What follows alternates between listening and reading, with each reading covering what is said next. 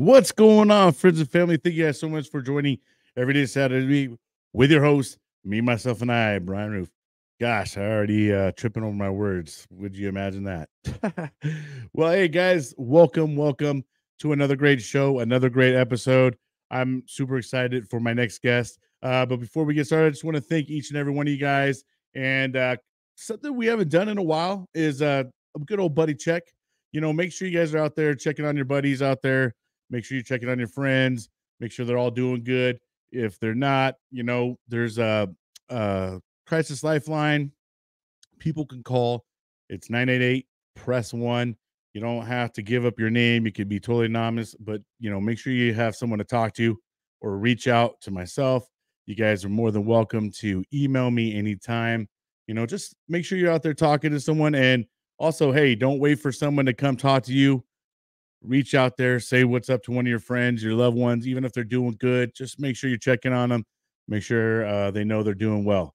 All right, so let's go ahead and get on to our next guest. My next guest served his country proud in the United States Air Force, making a career out of it.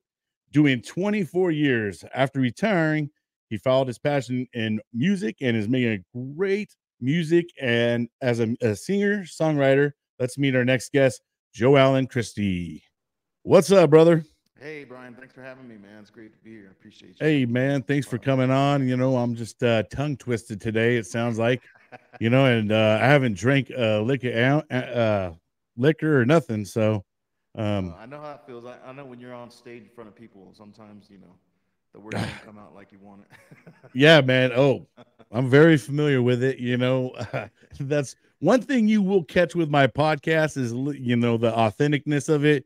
You're Yeah. not going to catch me out there scratching and, going and editing it. You're just going to get the raw deal of me Hey, you know what? looking It like just a makes it fool. more real. It makes it more real. You know what I mean? Hey, we're all real people. And, be damned if everybody out there don't make a mistake in their life. But Oh, yeah.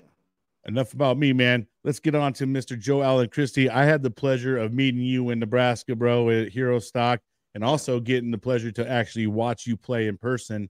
Uh-huh. How I actually came across Joe Allen Christie is through Gunroom Radio. I had the opportunity to DJ on Gunroom Radio for a little while there. Um, and that's where I came across Joe Allen Christie and got to play his music. I was playing songs like Country as Fuck, Grandpa's Fishing Hole, Freedom to Me, Keep the Flag. There were several that we had in our library. And I was just impressed. And then I got the pleasure of meeting him in September of 2023 at Hero Stock, and like we even got to have a little in person little guitar session with all the musicians at a house at Airbnb the night prior. What a great time! That's cool. But hey, let's go ahead and know all about Joe, man. Where'd you grow up? Why did you choose the Air Force? What'd you do while you're in the Air Force? And what you got Sure. going on now, man? Yeah, so originally from Corpus Christi, Texas. I went to school there. Did some time in Dallas when as early in my childhood, but went to middle school and high school in Corpus. Graduated in 1995, and so pretty much the whole time I was in high school, I kind of knew what I was going to do. My dad was in the Air Force. He's always talked about it, since I was a kid. How he wish he would have stayed in, all that. And then when I was 13, one of my dad's friends, his son had passed away. He was in the Air Force when he passed away, and I grew up with him. He was a little older than us, but I knew him really well. His name was Frankie Rocha, and I think I was 13 when he passed. The funeral was in Corpus Christi, and so we went, and that was the first time that I'd ever seen an honor guard. And I saw the Air Force Honor Guard present the flag, and it just stuck with me. Like I never seen anything so professional. You know what I mean? In my life, like just the professionalism of them, the way they move, slow, the way it just caught my attention. So I knew that that's what I was going to do. And I played sports in high school, but by the time I was about to head into my senior year, so I graduated in 1995. August of '94, I signed up for the Air Force and delayed enlistment. So I went through my whole senior year already signed up. So I knew exactly what that I was going to be leaving as soon as I graduate. I was looking forward to it. I want to travel the world, and yeah, that's basically what happened. And I left about a month after I graduated and went to basic, and yeah, I was I was I was hooked. I mean, as soon as I got there, even when I got to basic training, Air Force isn't considered the hard basic training, but there were people there that made made it seem like it was hard, but it wasn't. But Right. from the time I got there, I was having a blast, um, learning new things, getting yelled at, and trying not to laugh. And then, yeah, and as soon as I was in the military, man, I tell you, I was pretty gung ho. I've always been that way, and yeah, I was hooked. I loved what I did, and I was just waiting to see what was going to happen as far as what I was going to do as far as a job. Yeah. So, what job did you end up doing while you were in? Yeah, so I remember being in basic training, and they'd given me security forces because I went in open general. So basically, I'd be signing in people on the gate. You know what I mean? But I kind of made a stink about it. I told them, I was like, I'm not going to be a security forces, so either change my job or kick me out. And some guy had finance as his job, but he wanted to be a cop. So long story short, he switched with me, and I was a finance guy in the Air Force, and did anything from helping people with their pay or doing budget for the squadrons. Now, obviously, bro, I mean, you loved it. You loved it because Yeah, you made a career out of it. 24 years is a long time, yeah, you know, uh, for any branch of service. That's a commitment. Um, so in terms of that, like, how did you, pick up rank throughout time? yeah, Did you end up having a family? yeah, Kind of go through all that kind of stuff. yeah. So my first base was Altus, Oklahoma. It's a very small base or town. It's about an hour south of Fort Sill, out there in Oklahoma. And yeah, I was single then, just having fun, learning the ropes. Learning how to be on your own. Uh, and I was only stationed in excuse me No, you're good. in in Oklahoma about a year and 3 months, something like that. I got orders really quick, my orders were to Panama, and yeah, I was ecstatic because when I remember being in school when you kind of find out where you're going and they say, hey, you're going to Altus, I was like, yes. I was like, I would have sworn that was overseas. I'd never heard of it, and it was only like an hour away, so from where I went to school. So then I got Panama, and single guy there having a blast, and then I end up meeting my wife and Noemi, who you met, you got to meet, Yeah. and what do you call it? Yeah, we just hit it off. I think we were married within 6 months of meeting each other, and shortly after Sounds that, military-ish. yeah, just getting the whole experience. I ain't gonna lie, I had a blast being a young guy. I had lots of fun. But I was ready. I met somebody that I loved a lot, and yeah, we tied the knot. And shortly after, we had my daughter, and yeah, I was stationed in Panama for a 2.5 years, and then from there, we spent 10 years in Florida. While we're in Florida, we had a son. 10 years later, we had a son. So we have a daughter and a son, 10 years apart. But um, yeah, we spent time in Florida, and I was very lucky as far as the assignments that I got. I got to go a lot of cool places. I was in Florida, Panama. I got to go to Korea a couple times, and then being stationed in the Netherlands and then England. So I've got to see a lot and I'm just very blessed that the places that I've seen and what my family has been able to experience just being in the Air Force. That I gotta say, man, that's a big difference between the Air Force and the Marine Corps, Yeah, especially, is you guys have an opportunity to go to a lot of different bases yeah, all over the world. Um, in the Marine Corps, it's like East Coast, West Coast, overseas. You know what I mean? And yeah, maybe if you get like Pensacola or something, but no one, you got to be air winger for that. But um, yeah, that's a big difference where you guys get to do a lot of great traveling and experience a lot of great things. yeah. Now with your family and stuff, I mean, was it hard? Did the Air Force was pretty accommodating to you guys having a family? Because I know in the Marine Corps, they didn't really care because their whole motto was like, if we wanted you to have a family, we would have issued you one, right? You know? Yeah, If we wanted that's you to have a wife, we would have issued it. no, that's the thing about the Air Force. The family, when especially when you're overseas or you're away from the states, everybody seems to tend to bond. The families become just as important as the Air Force member. And the when we were in the Netherlands, it was only 140 Air Force there. We were on a Dutch base. There's no base housing, nothing like that. So, you know, when you're in a place like that, your commander and the people who are your supervisors and all that stuff, they it's part of their job as far as to making sure your family's okay. Yeah. So Now, we're what very blessed for rank that. did you end up picking up? Yeah, so I was an I retired E7. I could, if I kind of ran out of time, so my higher tenure was 24, so I didn't get to get. I had like two tries at making senior master sergeant, so E8, but it didn't really work out. And things have changed a lot in the Air Force. I was the type of person that kind of spoke my mind to make sure my people were taken care of, and That these always days, doesn't work well. yeah, these days, that's not kind of what they're looking for. Yeah, they want you to follow in line, right? Yeah, and no disagreements or anything like that. You know what I mean? So it's like, Absolutely.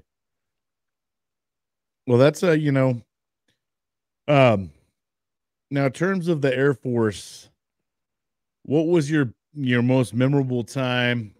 What was the best time you had probably while you were in the Air Force? It's yeah, 22 years is a long time, man, and a lot of great places. So yeah. To me, the Netherlands was my favorite place. The fact that we're in a small Dutch base, we're away from the political correctness because there was a lot when you're in the Netherlands and you're on a Dutch base that whole base mentality. If you're on a huge base, there's stuff you got to worry about, saluting colonels that are walking down whatever it may be. There, it's more. It was kind of more laid back, but that wasn't the reason that I liked it. It was more because it was felt like a big family. Um, the office in where I worked, so it was a two-story building where I worked. We literally had the dining facility, we had the shopette, we had a library, we had a gym, all in the same building, and we also had a club in the back. So it was all basically in one building. And me being the finance guy, for 140 people, I was just a one deep. So I had to process everybody, process their OHA, like their housing entitlements for overseas, and on top of that, I was in control of the budget for the commander. So it was a very rewarding job, and I knew everybody because I was on one deep, and I was the only one that would in process them, and I'd be one of the first faces they see just because as they get on base, you know what I mean, to try to help out with their finances and give them advice on what they need, do their paperwork, and yeah, it was such a rewarding place. And then we had a lot of activities on Fridays. There was always something going on, whether it be a commander's call and drinking afterwards, or just going aways, retirements, whatever it may be. We had such great facilities, and then the Dutch were super super nice. Um, just great hosts, and every December we'd get a present from the Queen of the Netherlands. So it was really good, nice presents. wow, that's awesome, bro. Like give me an example of like a present that you get. We got one year we got a an American flag, uh, American flag. What do they call it? Like not suede, but it's like a blanket. Those felt blankets. Yeah. We got an American flag and a Dutch flag, and just like chocolate and stuff that you Wow. definitely wouldn't get in the states. And uh, yeah, stuff like that. Everybody was like, and they'd come in these big old boxes wrapped up, and it was an amazing thing. Every year was different, and that American flag, that the blanket that they gave us, man, everybody was trying to get more of than just one. Yeah, I mean, if it's for free, I'll take 3, Yeah. you know? What an experience though, bro. I mean, you know, that's the one thing a lot of people don't Yeah. get to experience Yeah. the living in other cultures and outside of America, Yeah, and, right? and it's And crazy because like my son, he went to a Dutch school starting at 3, 4 years old. oh wow. So he was fluent Dutch when we left, when he was 6. and That's crazy. we lived in the small town, a little Dutch town. All the Dutch knew where we lived. Anthony, my son, everybody knew him because he went to the same school as everybody. And we'd be in the grocery store, and they'd be calling his name out because he's the American kid that goes to school with us. You know what I mean? And there's bike paths everywhere. It's such a family oriented place. You could literally, I'd get off of work, I'd get home, we'd go on a 5 mile bike ride. Everybody's got their bike, and we go to a restaurant and have a couple of beers and eat dinner and then ride back. You know what I mean? It's just staying fit, and uh, it's just there's not many. I don't think there's any place like the Netherlands. Like their culture, their happiness, their kids are super happy, and It they go sounds to so simple, yeah. like a simple place. Like they don't, here we just got so many things like to keep Yeah. everybody's attention and stuff. It just sounds like they're more community oriented versus like, Yeah. all this other stuff that we do. Yeah, for example, yeah, like son, he go to school 8 o'clock in the morning. My wife would ride the bike and take him to school, and then you have to pick them up at lunchtime so they can come home and eat lunch, and then they go back to school for another couple of hours. So it's a lot different. So, and because some of the Dutch folks they work, the grandparents pick up the kids at lunch. So there's always it's always a family involvement that's really neat there. Yeah, where, here in America, that family dynamic is getting kind of removed, man, because Yeah. everybody's got to work so much. So it's kind Hmm. of nice to hear, I mean, it's kind of sad that we've removed or gotten away from that kind of, because I think, at one point in time, cultures were very similar to that, you know, Yeah. um, way more family oriented, not so selfish, and helping the neighbors, not fuck thy neighbor, so to Yeah. speak. You know how it is. But man, that is a amazing thing to experience. How long did you guys get to spend out there? Almost 5 years. I was there. I 5 years honestly, yeah, honestly, I tried my best to stay out to stay there. there, but I made rank. I made E7, and Ah, the position that I was in was an E5 position. And when I got orders, I was an E5, but then I had a line number for tech for E6, and thank God they didn't change my order, so I still went there. And then as soon as I tested again for master, I made it the first time. So um, yeah, I was there almost 2 years as a master sergeant as E7, and then like I said, I tried to stay, but nobody you was already hiring. outgrew the billet. You were like, one more rank, come on. Yeah, Like because I was willing to give up that next stripe just to, you know what I mean, to just to stay there, right? Yeah, be man. I there, mean, And then I I go to Korea after that, and the wife oh and the kids had yeah. to go to England while I was there because it was a 1 year unaccompanied, and so I figured Mm. doing that tour without the family would help with rank. But as soon as it was only a year. As soon as I got to England, I was only there 3 years, and I didn't have much time to make rank. So, and I was about What to an be, experience too for your kids getting to live abroad, you know. yeah, Um, that's a whole other experience that a lot of kids don't get to experience is other cultures, like I said, and we know and people and go a whole lifetime never can experience it. So I mean, what a cool thing. And even going to, the UK, yeah, um, it's a lot of moving around, but it's those kind of things, makes them learn a lot. They have to adapt to that culture. They had to adapt to that language. yeah. I know that they probably speak English mostly there. Is it kind of like a different kind of, or did you In guys have to England kind of learn or more like a Dutch type of? I well, don't. in the Netherlands, they speak Dutch, but they're like one of the only countries. If you go to Europe, that where the most most adults speak English, because if you when you live there, you're like, oh, okay.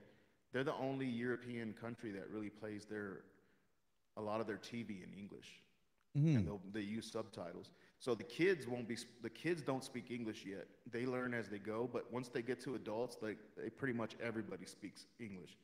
And if they know you speak English, they want to speak English because they want to practice their English. You know what I mean? Ah, yeah. Yeah, and it's funny. It's such a great culture, but it's really funny because the Dutch language is like more to the point. There's no fluff. Everything's like to the point. So they speak English that way. You know what I mean? They'll like they'll go instead of saying no, you can't do this because this will happen, and that all they'll tell you is no, not possible. You know, with no explanation, because they're straight to the point. That's the way their language is. But if you speak English, they definitely want to speak English to you.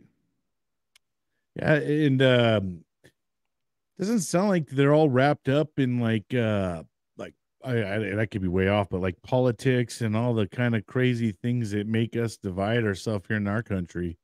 Yeah, It just they have sounds their it just sounds different there, you know? yeah, they have their issues. They know what they got. So the government does affect them quite a bit. A lot of times, the Dutch, instead of getting married, they just shack up because once you get married, you have to Uh, pay more taxes. tax wise, yeah. Hmm.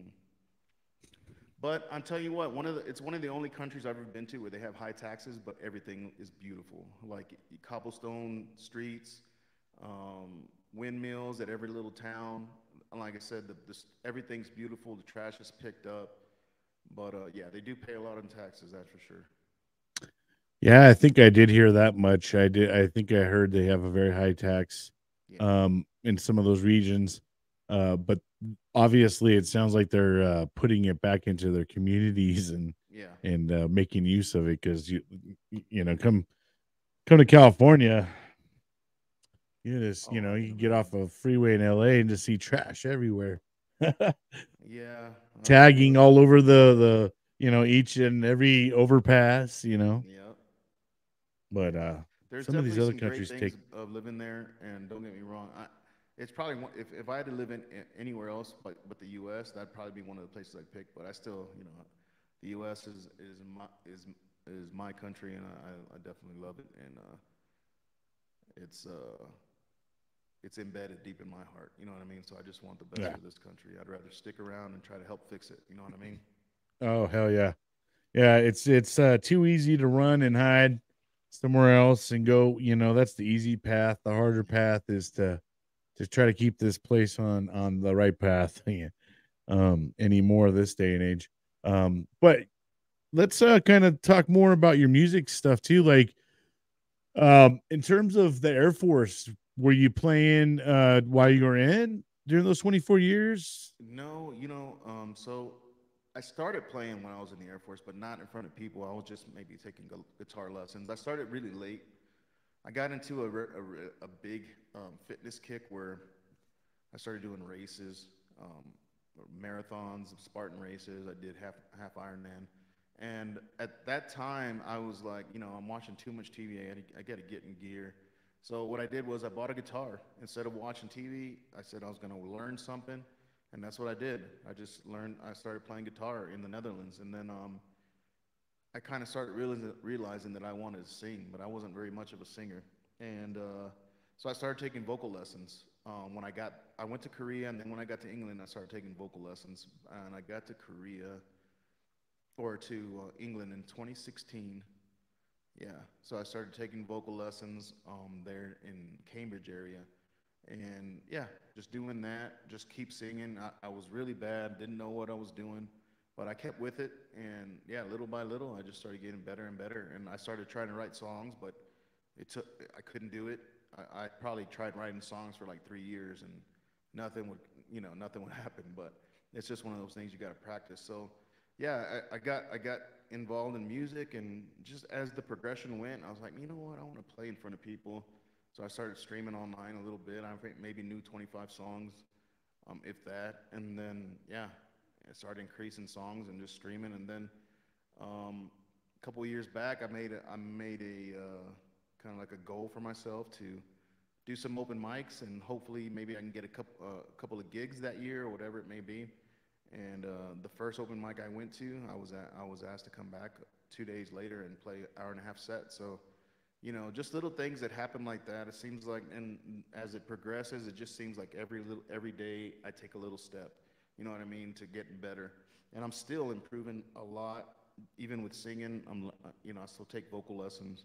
I know I got a lot of room to improve. It's just a passion for me, and I've always loved country music. I love all music, but country's always what stuck with me, and just the writing, the country song, the way they write, their music, it just pertains more to me. You know what I mean?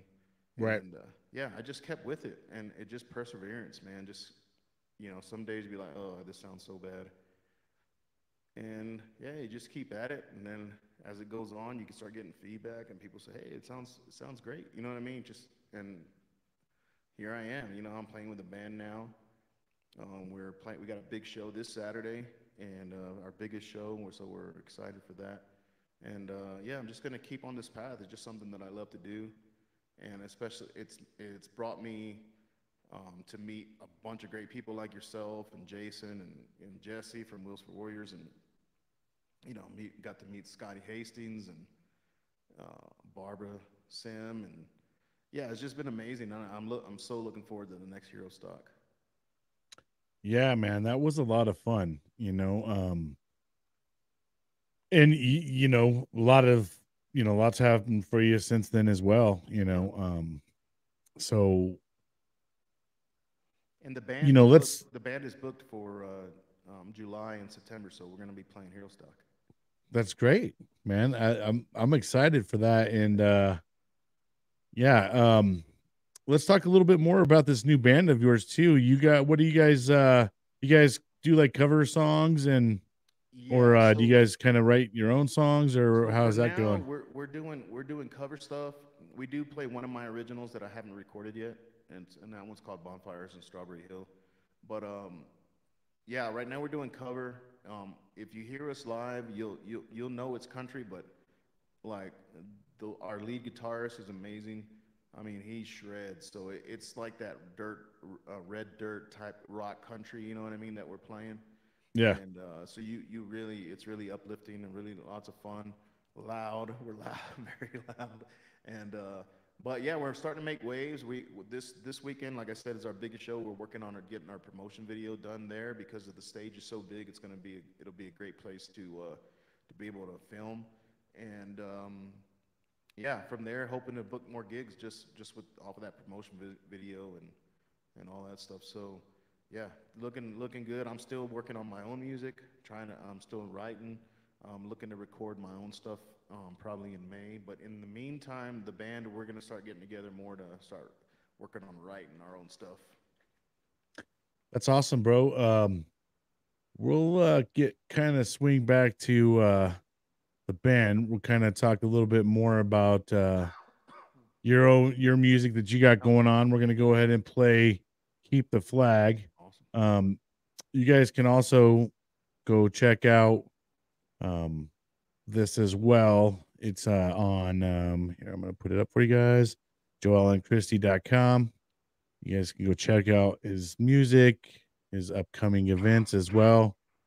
As you can see, he's got all his events up here. Yep. And there it is. Yep. Harlan Reservoir. Are you guys going to be there for the late? Oh, and Ashland. All right. Yep. Perfect, bro. Because that's the one I'm definitely going to be at 100%. Yep. We'll be there for both. Yes. I'm probably gonna go to the one in St. Louis just to go hang out. Yeah. Yeah. Absolutely. 'Cause Yeah. I want to meet Shannon Book.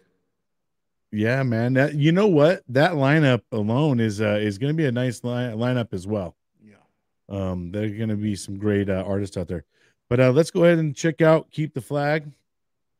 Everybody enjoy this one.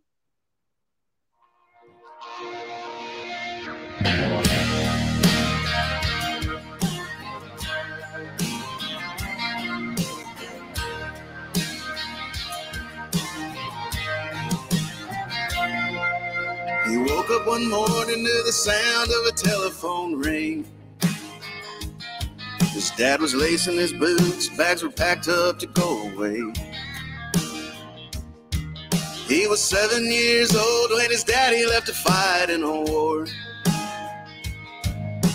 He's too young to understand what for. He said, "Be brave, my son, I'll be home soon." The boy held on to hope till he got that awful news. And as they folded up the stars and stripes, 21 guns pointed towards the sky. As the shots rang out, he flinched a little each time. Then a soldier in his best dress walked up to him, and you know the rest. But through his pain, the soldier's words fell flat. He said, "You keep the flag. I want my daddy back."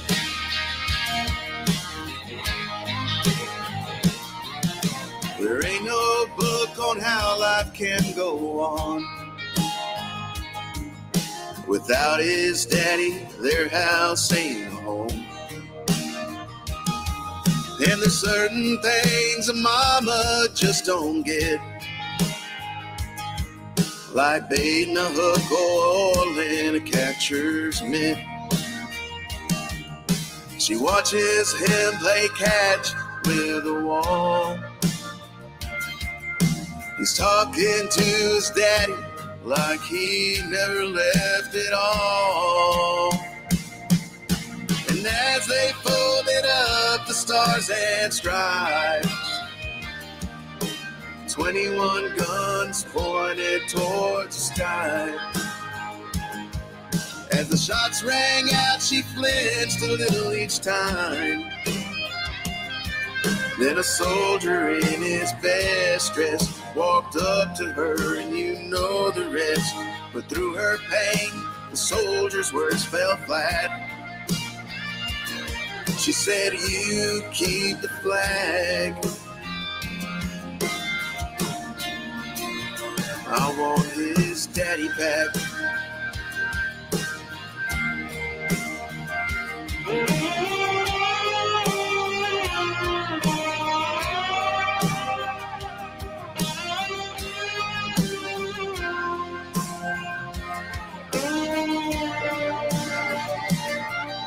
As time passed together, they moved on. And through the years, his memory stayed strong. The flag they never wanted now sits proudly on the mantle to give honor to the man that gave his all. And as they folded up the stars and stripes, 21 guns pointed towards the sky. As the shots rang out, he flinched a little each time. And a soldier in his best dress walked up to him, and you know the rest. But through his pain, the soldier's words fell flat. He said, "You keep the flag." He said, "You keep the flag.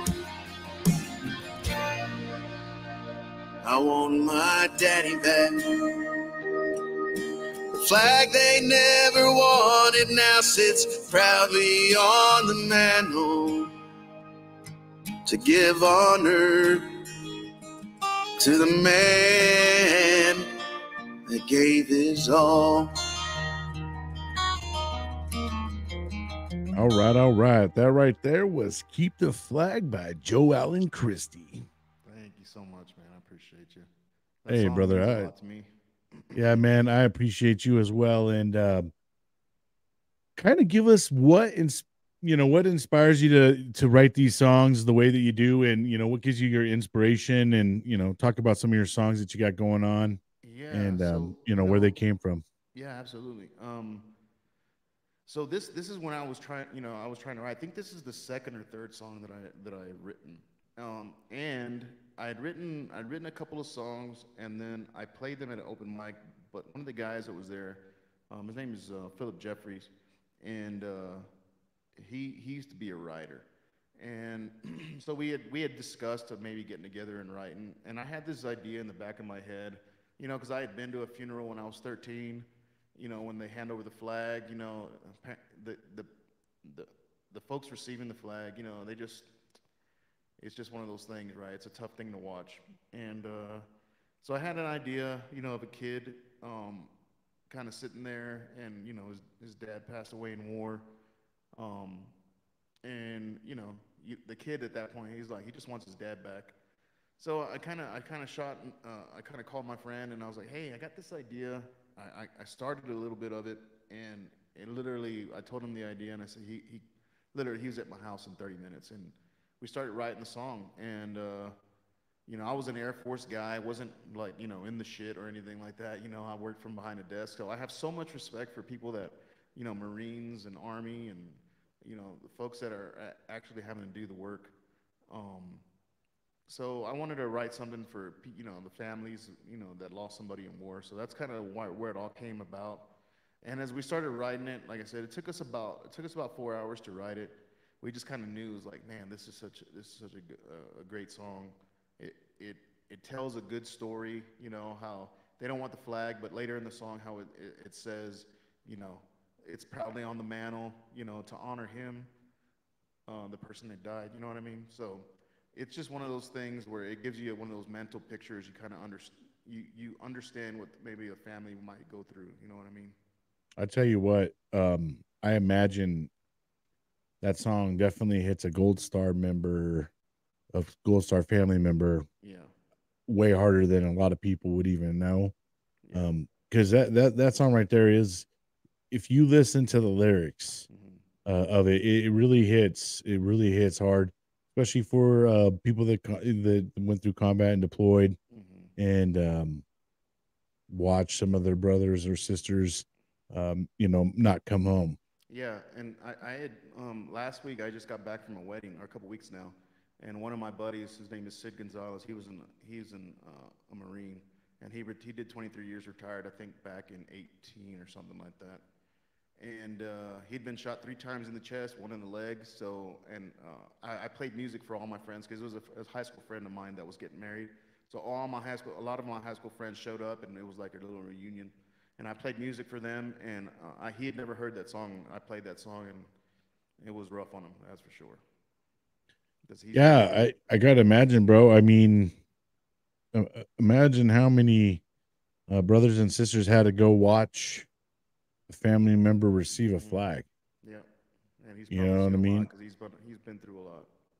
Right. Yeah. And some of these units had some really hard hits during 2003, 2004, Yeah, up to the 2006 time frame. There were some really heavy hits to a lot of units out there. yeah, Um, so uh, that song is probably more, resonates really hard with this group of people because we've all had to experience war. Not all generations kind of go through war. You know what I yeah, mean? yeah, Um, or have memories is so like we do. Like we not only did we have to grow up with some of it, and we actually some of us had to go in there and go fight yeah, and become part of history. And now, later on, 2050s or something, they'll be sitting here talking about us in the history yeah. books. Exactly. Um, but yeah, bro, your songs, and that's one thing, I think I've said this before because I've had quite a few veteran artists on here. Because I'll tell you what, the one thing I appreciate so much with the music from veterans, especially, is the stories that they tell. They still play really great music. Yeah. It's still music, Yeah. like a lot of times you hear now these two liners with a great beat to it. It's got some kind of a hook, and they're hitting the top charts and stuff like that. Yeah. We've There's not kind a of lot of lost our substance way behind it. with the storytelling music, Yeah. the ones that actually have a whole story that goes with the actual music, Yeah.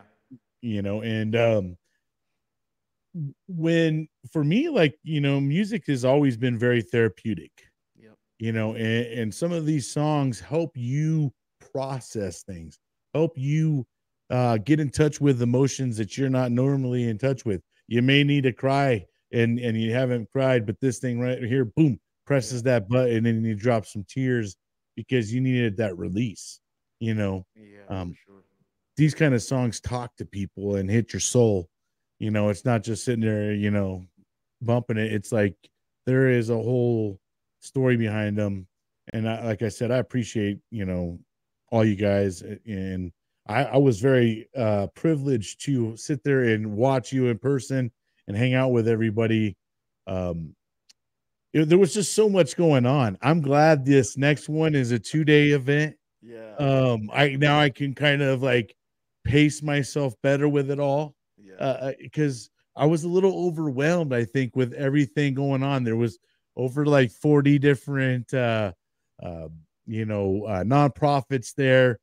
We had all these musicians, just people I hadn't met. It was just like didn't feel like I had enough time to meet everybody. And there was several people that I really would like to have hung out or met, and I just didn't have the time. So I'm super happy that he made it a 2-day event. But I was like, oh boy, though, we gotta have to have some energy.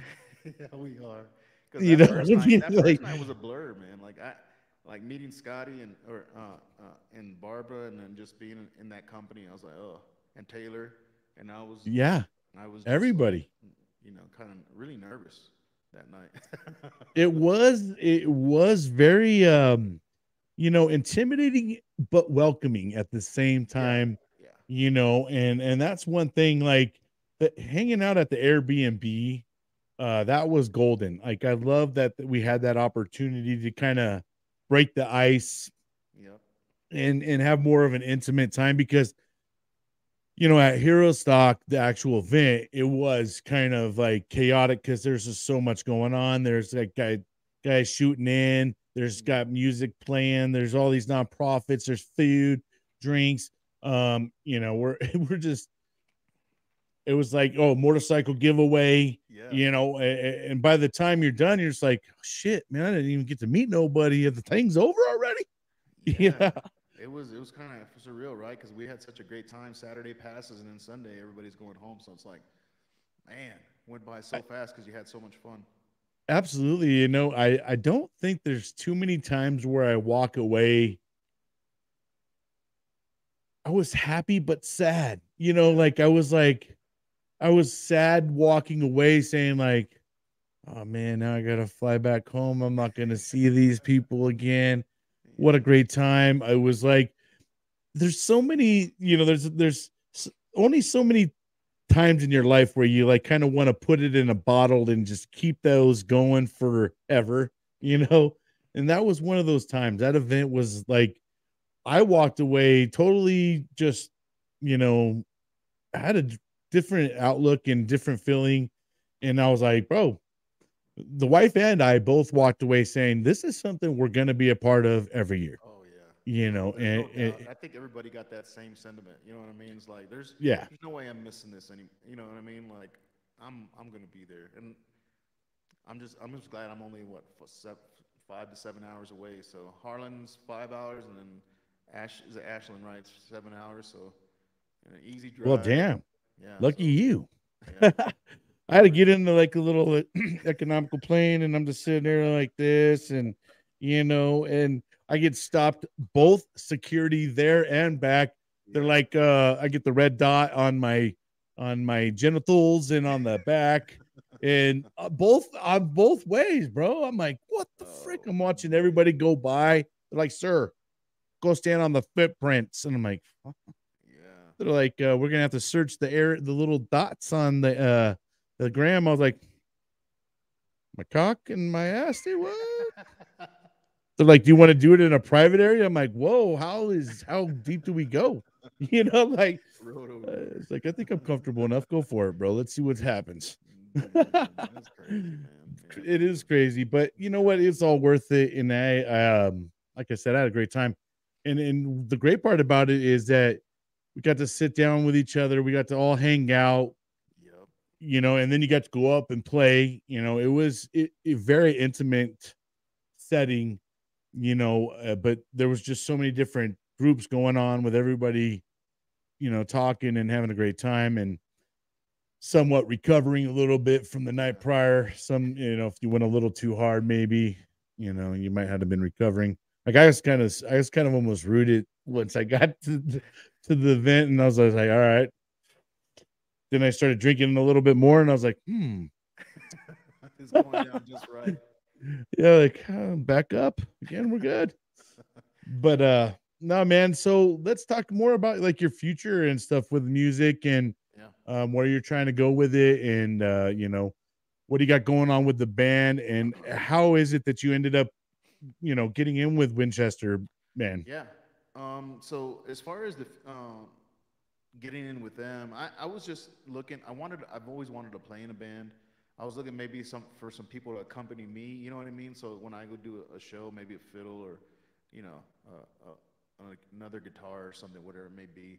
And I started looking on Craigslist because that's usually where you go to find community for musicians. You know, and I'm trying to find people to play with. And I contacted this guy. They were starting a country project. They didn't have a singer. They had, electric guitar or a rhythm guitar, a lead guitar, and drummer and bass. They'd been looking for a singer. So I went and I just went and played with them one Saturday, and they said, "Hey, you want to join?" So they I guess they liked my voice and liked what I was doing. So yeah, I ended up joining with them. We've been practicing.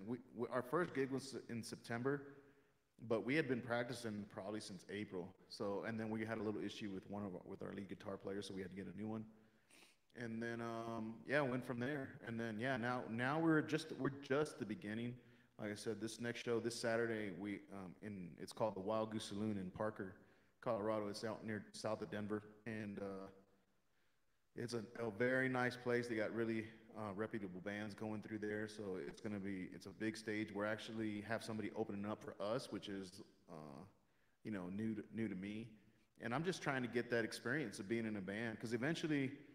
I'm going to be moving from Colorado to somewhere else, probably Texas, maybe somewhere near Texas, like Arkansas, or somewhere I can get to Dallas really easy, or maybe somewhere in the middle between like Nashville and Dallas. You know what I mean? That's kind of like what I'm looking at too. So we'll see what happens, but yeah, eventually I want to do this for be able to quit my day job and do this for a living, and just keep writing songs that people hopefully like and hopefully write songs for the band that we can, and maybe do some touring during the summer. You know what I mean? So we're just gonna play it by ear, but we've got goals set, and we're trying to just make progress every day. The band is great. They're all basically folks that have been seasoned. They're seasoned musicians. I'm the only one that's not. So, but it's been great. We've had I think 5 shows now, and just nothing but good reviews and people good feedback. So, yeah. And then, as a matter of fact, I'm meeting Taylor there. That she's with Guitar for Vets. You know what I mean? So Yeah. she hooked me up with the Colorado chapter, and I'm going to be doing an event for them in Oh, outstanding. May. So we're gonna be playing a show to raise money for Guitars for Vets. So Oh I'm trying to man, get that's involved in that's that. great. Yeah. Oh, that's awesome, brother. And now here you go, turning it back and Yeah. making it turn right back into the veteran world. That's great. Yeah. Um Absolutely. Now, going from kind of being a solo artist to get in with a band, I know there's, always growing is always tough.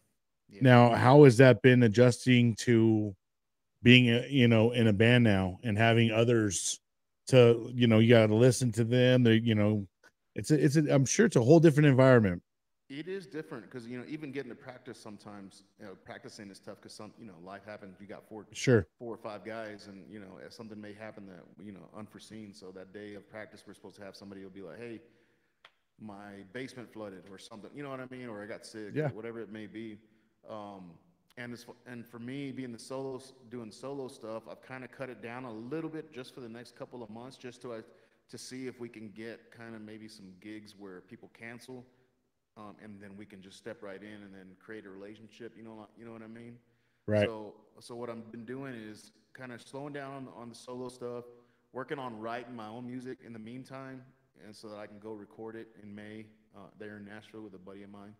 And being part of a band, it's just one of those things, right? You got to be accommodative and also stick up for yourself at the same time. But the thing is, with the group of guys that we got, they're all amazing guys. We're all like-minded. We're all pretty much the same age.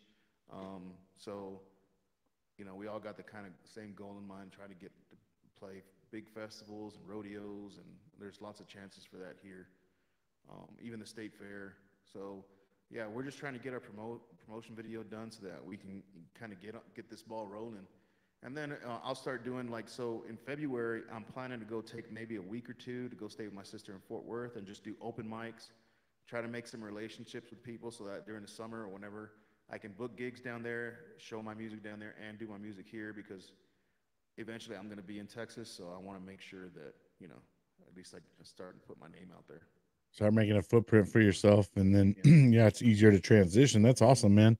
Um, and I know that's an important thing too, is making sure you have the same vision as a band. If because if some of them just like, yeah, bro, I just kind of want to keep it basic, Yeah.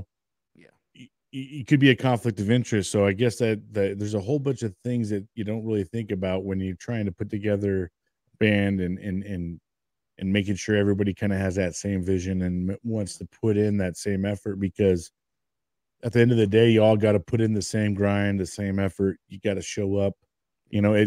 It's hard to practice without one of you being there. You know what I mean? I'm Yeah, sure. exactly. It throws a wrench in it, and it's just tough, you know, and it doesn't sound the same. So you got to be really kind of one of those people that practice on your own and make sure that you're ready when it's time. Because basically, all we should be doing, because we're all mostly are experienced, that you show up just ready to play it and then work out the kinks. You know what I mean? So you're not starting from scratch. Yep.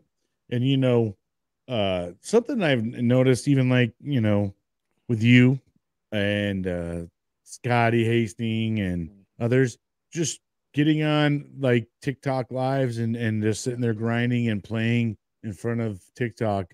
Yeah.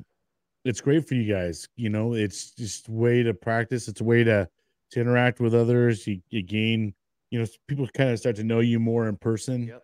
Yeah. And And the show we're playing Saturday, I got maybe five to seven TikTok followers that are going to be there. So you know what I mean. So it's yeah, one of those things where you just trying to build relationships and meet new people and make connections. I honestly would have probably never met you guys if it weren't for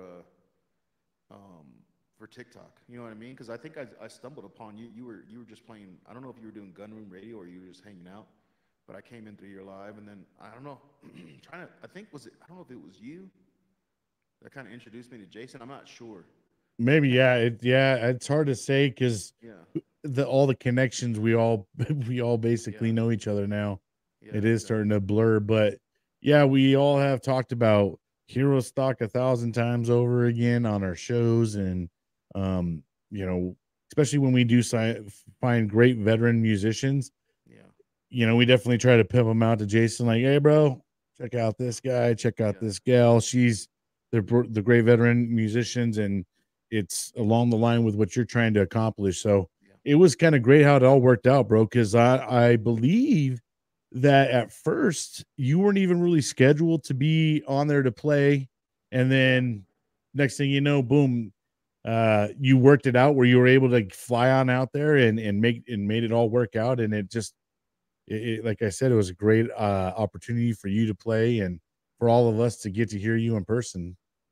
Yeah, it was great just to be there and for Jason to be able to set some time aside for me to play, some songs, and it was a great experience. It was probably the most people I played for at that time, and it's yeah, it's just one of those things, right? You got to get out that comfort zone, go out and play. I was nervous, but I think I kind of pushed through it, and then yeah, now the next big thing that's coming this weekend, where we got a bigger show, more people. But I'm just doing mostly singing, so that's good.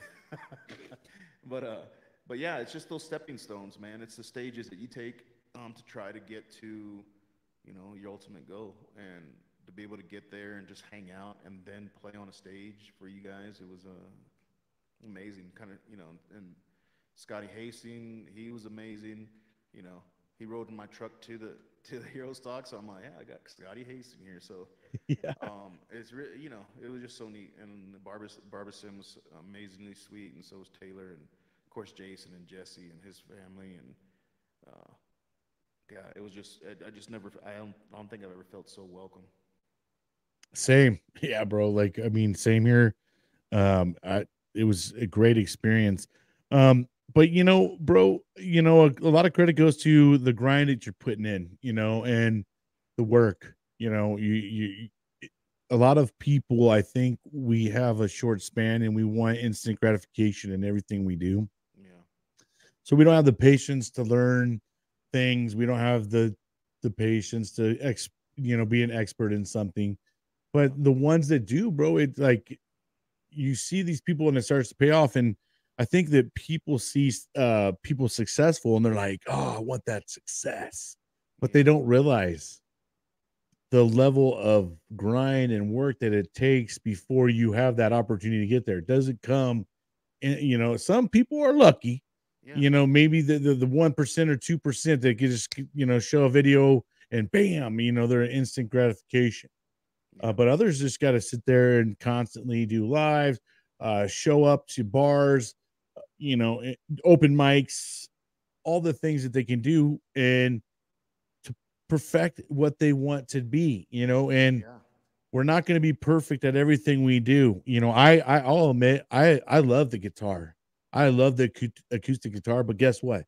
Didn't have the patience to do it. Yeah. You know what I mean? Like I picked it up and then I wasn't able to play it right away, and I'm just like, oh, Well, you know what? and I wish I did. Yeah, and it's that mindset. It's like, remember when I mentioned that I started doing races? So I started taking listening to people like there's a guy named Joe DeSena. He's the founder of Spartan Race. You got David Goggins. Yeah, you got so many people out there that kind of teach you, okay, put yourself out of your comfort zone. You know what I mean? That delayed gratification kind of, just do the work every day, make a small step. And I was in that mindset, and that's kind of how I got here. I just kind of followed through with that. You know what I mean? And like I said before, if you put in the work, say the next day you pick up the guitar and you're like, I couldn't play that note before, now I can. You know what I mean? Or I couldn't sing that high I couldn't sing this song in the same key that they were singing. I have to go a step lower. But now, as you keep honing your craft and like I said, I still take vocal lessons. You just get better, and then being on stage at Hero Stock or doing an open mic, you have to go through those little stages of being nervous for those little things so you can get to those big things, and then push on through. So I'm really looking forward to what the future brings. I think if I just keep on track and keep writing music and playing, then eventually something good will happen, or good things have already been happening. So you just gotta That's you it. gotta take it for what it is. Yeah, brother. And a lot of these things it's not a race, it's more of a marathon. Yeah. And you just got to be the person that's going to keep outrunning everybody else because a lot of people are doing what everybody's doing. Yeah. But the ones that make a difference are the ones that keep going Yep. versus the ones that decide, Yeah. it's not happening fast enough for me. You know what I mean? Yeah. Or we get, we get very discouraged because, we think in our head we just popped out some masterpiece, and then we put it out there and no one checks it out, and we're like, Yeah. but there's the big difference between letting that define you or letting that push you to do better and keep going, Yeah. and that's the big difference with a lot of people. And I think a lot of people find excuses why not to do something. I'm too old. It's Yeah. been too long. Yeah. You As soon as know, you start thinking that way, you've lost. You've lost the will. 100%. You know what I mean? And it's like this weekend, I'm going snowboarding with my son. I'm 47 years old. Yeah, I'm probably not the best shape that I've been and I was prior. Doing races and stuff. But you got to keep moving. You got to kind of I challenge everybody to get to do something that's really hard, like whether it be a race or whatever it may be, because people don't know that you think at some point you know where your tank's gonna be empty, where you can't do anymore. But have you done that before? Have you ever done that? Like I did a race in Slovakia. It was called a Spartan Ultra, and it was a 38-mile obstacle course, and it was basically three laps that equaled those 38 miles. And you would do a lap of all these obstacles. I got to the second lap, and I had never experienced where I literally my fingers cramped from my toes to my fingers to the top of my head was cramped. I literally could not walk. Yeah. You know what I mean? I'd Right. been racing for 8 hours, and Mm. I had to get to finish the second lap within 9 hours to be able to keep going. So what I did was I fell to the side where I couldn't move, and I kind of like forced food in my mouth, and it'd go away, and I'd go do an obstacle, and I literally got to the point where I really couldn't do anything anything else. You know what I mean? Like I was literally to the point where, okay, you've emptied your tank. And I didn't finish the race. I got to the second lap and I was 15 minutes late, and so they cut my wrist or my wristband that allows you to keep racing for that last. And it would have been 12 hours if I finished that thing. 12 hours of obstacle courses in the mountains in Slovakia, and I had never experienced that. It was, even though I didn't finish, it was the most rewarding because I got to the point where, okay, this is the point where I cannot go anymore. You know what pushed I your mean? body to the Yeah. absolutely the Yeah. limit. Because, Yeah. you know, I think what a lot of people don't realize is that you kind of have a reserve tank, right? Yeah, you do. And I learned that from being in the boot camp, Yeah. you know, and the Marine Corps boot camp taught me a lot about me, my Mhm. body, and my mental, Yeah. right? Mind over matter Yeah. and stuff like that. Now, there was times where I was like, oh, it hurts so bad. No, I can't do it. But guess what? Still did it 5 more Yeah. miles. You know what I mean? Exactly. I had it in me. I can't do it. Yeah. You know, that's the thing is we discredit ourselves Yeah. as humans. We don't have enough belief in our own selves, Yeah. right? And then that's one thing that the Marine Corps was good about doing is making us believe in ourselves and making us think that we're the baddest motherfuckers that exist in the world, right? You know what I mean? Yeah. They give you that mindset, you know, but you need that kind of mindset to keep you pushing, Yeah. right? Because the mind can fuck you. Oh, You can screw yourself and tell yourself, I can't do this. Yeah. Well, and You that's the can't thing, right? convince yourself that you Yeah. cannot do it, but Yeah. you can, If you say you can't, you're right. You know what I right? mean? You set yourself up right away. You know, and that's what I try to tell my children, you know, right off rip, like, hey, listen, you don't ever say I can't do something because guess what you just did? You Yeah. did it, right? But your first sentence is I can't. Yeah. And that's not the way that we want to go. Let's go. I'm going to go do this. Yeah. You know what I mean? And if you can't and you tried it, then we can talk like that. Yeah. But don't set yourself up like, oh, look up at that hill and say, oh, there's no way I can climb that hill. Yeah, you Yeah, can. because you're right. If you think if that's what you're gonna start off with, you're right. You ain't gonna make it. No, man, you're As long setting as you're yourself up positive. really for failure. You know, and Yeah. that's why I do believe in positive mindset is a very big thing. Oh, I do believe that you can go into some shitty situations, but if you have a positive mindset going into it, you could actually make it be a decent time. But if you're already like, that's going to be the most worst time of my life, I'm not going to have a great time. It's the worst. Well, it probably is going to be that way, Yeah. you know, and you just, you know, and you're going to live it now because you're now, what a lot of people do is create their own realities and then live in it, right? And it's not even real reality. It's that our mind wants to create that, and then we go live in it, and everybody else is like, "Oh, you're tripping," you know? Yeah. And I challenge, man, everybody. Like I challenge people to go pay somebody to go treat you like shit. You know what I mean? Like I did a Spartan. It's called a Hurricane Heat, where basically you're with a bunch of racers. There's really no racing involved. It's more like a basic training for like 12 hours, and then, you know what I mean? And go do something like that. You know what? And give it a try and see what it feels like, and see the camaraderie that you build with the folks that are next to you. You know what I mean? Like it just gives you a better mentality. I owe a lot of what I've been doing so far to that time period in my life where I was doing crazy races, Ironmans, waking up in the morning at 5 o'clock every morning to go run 7 miles, swim at night, bike in the weekend, and then I've never there when I crossed the Ironman is one of the most rewarding races. When I crossed that finish line for the first time, man, you can't help but ball. You know what I mean? It's like you put in that work and you finish. Oh, it's one of the best feelings in the world. Yeah, you know, dude, anytime you can accomplish something and you go do hard and you finish it, Yeah. it is rewarding. You don't have to even place, Yeah. you know, in it. It's just a matter of accomplishing it and saying, I did this. You know, I accomplished this 20-mile race. I accomplished this 15-mile race, whatever. You know, it's just knowing that you can complete something. It is going to push you and help you thrust yourself and have that, you know, like I said, keep going in that positive trajectory. Yeah, yeah. And I literally signed up for an Ironman without even knowing how to swim. So I spent 3 months in the pool every day. Dude, I used to think in my 20s, teens, 40s was old. Yeah.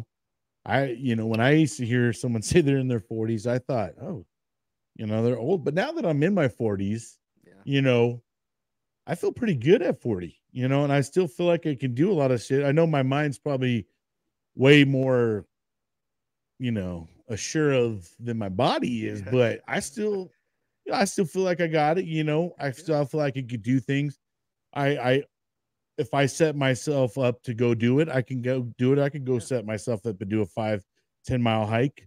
Am I gonna be sore as shit Yeah, but you're gonna the you next did it. day? Yeah, but I can do it. You know what I That's a mean? good And sore. That's a good sore. You wake and up it's the a next hell day, of a you're good like, oh sore. yeah, Yeah, I did something. You know what I mean? it's a rewarding sore. Yeah. Where you're just like, that reminds you, like, yeah, I Yep. did that. Exactly. And so, I love, like, Ruck It Up for Warrior, Yeah. Scott Fredberg, what he's got going on, rucking it up, and he's still out there doing, putting in miles, miles and miles and miles with a ruck pack, and still doing it, and Yeah. it just goes to show you, we don't have to be stuck and sit on our couches, be in our garage. Just, we can go out and still compete, go out there, get medals, and Yeah. or just go out there and build that camaraderie and compete and finish something, and that way you can feel like, damn, man, I'm still doing stuff. I think a Yeah, lot of people lose it and they think, well, man, I can't do anything anymore. Mm. We're not like No, that. you can't There let is you life can't let after the age slow you military down. You can't let age slow you down. and age as well. Right. It's sometimes a lot of where we go with is a mindset, and it's how you react and how you go into it with your mindset. Yeah. Like I said, if you're feeling like you're not going to be able to do something, you're going to go into it already half cocked and not ready to rock. You know what I mean? Yeah, So to exactly. speak. So, but hey, brother, I appreciate you coming on and talking Absolutely. about all the stuff that you got going on and your experiences. Is there any last words that you would like to say to the audience before we get Yeah, going? just yeah, thanks for having me. First off, it means so much to me to be able to, like I said, we made so many good connections, and speaking with you has been great. I just want to say thanks to all the veterans out there that served. That means so much to me. I know how important it is to this country. And yeah, if you want to listen to some of my music, you can go to joeallenchristie.com. You can find me on Spotify, uh, YouTube, yeah, anywhere the music's played, you can find me. And if you're looking, to book some music, whatever it may be, whether a band or solo gig, hit me up. You can find all my links there on my website. So again, thank you so much. Thanks to those that served, and thank you, Brian, for having me. Hey, brother, I appreciate you coming on. Like I said, thank you for all that you've done for our country. And thank you for putting out great music for all of us as well. Thank you. And I look forward to seeing you again and hearing all your music, brother. Absolutely. Uh, Thanks, brother. Thank you. Have a great one. All right, you too. Just stand fast and I'll be back, bro. Okay. All right, friends and fam. Well, that's going to wrap up another great episode. Hey, you guys, go give Joe Allen Christie a follow. Go check out all his music. He's an awesome dude and great music out there. I'm telling you, you won't be disappointed. Hey, I hope you all are having an amazing day. Don't let it kick your ass. Make sure you're out there kicking it. Until next time. Arr.